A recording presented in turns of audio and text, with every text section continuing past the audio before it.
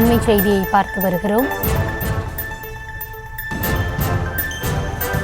Doctor Subbaiah கொலை வழக்கு குற்றவாளிகளின் தூக்கு தண்டனை ரத்து செய்யப்பட்டது குறித்து உச்சநீதிமன்றம் கருத்து தெரிவித்திருக்கிறது. அது குறித்த அண்மை செய்தியை தற்பொழுது பார்த்து வருகிறோம். குற்றவாளிகள் 9 பேரை விடுவித்த உயர்நீதிமன்ற தீர்ப்புக்கு உச்சநீதிமன்றம் கடும் அதிருப்தி தெரிவித்திருக்கிறது. தமிழ்நாடு அரசின் மேல்முறையீட்டு வழக்கை உச்சநீதிமன்றம் விசாரணைக்கு ஏற்றுக்கொண்டிருக்கிறது. இது குறித்த விவரங்களுக்காக இணையவிருக்கிறார் எம்முடைய செய்தியாளர் மதியழகன். மதியழகன், வணக்கம். உச்சநீதிமன்றம் தெரிவித்தது என விரிவான விவரங்களை வழங்கலாம். கடந்த 2013ஆம் ஆண்டு பிரபல நரம்பியல் மருத்துவர் சுப்பையா வெட்டி படுகொலை செய்யப்பட்டார். இந்த வழக்கில் 7 பேருக்கு தூக்கு தண்டனையும் 2 பேருக்கு ஆயுள் தண்டனையும் விதித்து கடந்த 2021ஆம் ஆண்டு விசாரணை நீதிமன்றம் தீர்ப்பளித்திருந்தது. அதாவது விசாரணை நீதிமன்றம் தீர்ப்பளித்திருந்தது.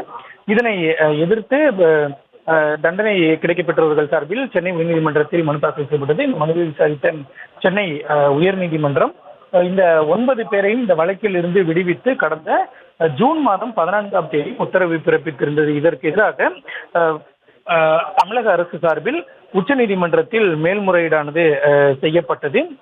இந்த வழக்கு இன்றைய தினம் விசாரணைக்கு வந்த பொழுது இவர்கள் 9 பேரையும் விடுவித்த சென்னை உயர்நீதிமன்ற தீர்ப்பிற்கு உச்சநீதிமன்றம் அதிருப்தி தெரிவித்திருக்கிறது. அதாவது சென்னை உயர்நீதிமன்ற உத்தரவை எதிர்த்து மருத்துவர் சுப்பையானுடைய மனைவி சாந்தி மற்றும் தமிழக அரசு தரப்பில் தான் இந்த மேல்முறையீட்டு மனுவானது தாக்கல் செய்யப்பட்டிருக்கிறது. இந்த மனு நீதிபதிகள் பீலா என் திரிவேதி, சதீஷ் சந்திர சர்மா அமர்வில் இன்றைய தினம் விசாரணைக்கு வந்தது.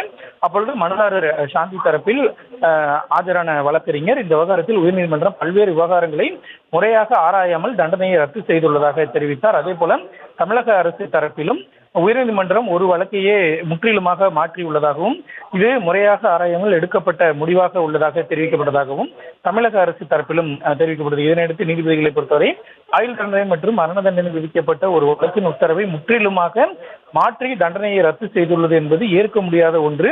இதுபோன்ற ஒரு தீர்ப்பை இதுவரை பார்த்ததில்லை எனவும் நீதிபதிகள் அதிருப்தி தெரிவித்தனர். இதனையடுத்து இந்த விவகாரம் தொடர்பாக குற்றவாளிகளான Ponnusamy, Fazil, William, James, Sathishkumar, Boris, Murugan, Selva Prakash உள்ளிட்டோர் 4 வாரத்தில் பதிலளிக்க நோட்டீஸ் பிறப்பித்திருக்கின்றனர்.